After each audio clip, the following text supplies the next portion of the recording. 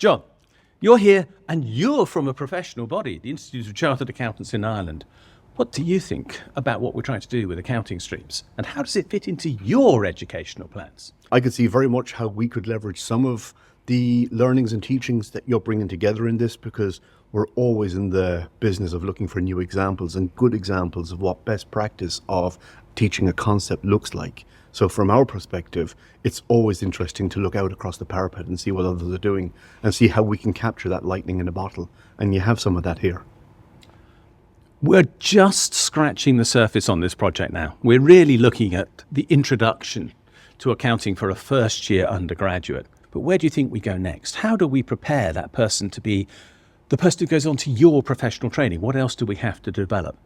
So there's no doubt about it. I think the transversal skills are something that you need to think about and consider. And those are what we call, or what is termed, the soft skills, but they're really not the soft skills. We're going to need accounting professionals who can excel and thrive. They can understand the principles and the technicalities of the accounting, but it's actually dealing with clients face to face and delivering that value, that subjectivity.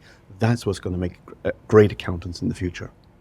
I think this is a great starting point. I mean, the ambition from the get-go is good. I think you're pitching it at the right level. I think as you get further and further into the project, there will be things that you can drop in. I think you can explore maybe critical thinking in a more fundamental way as to how you'll bring that into the accounting streams, maybe curricula.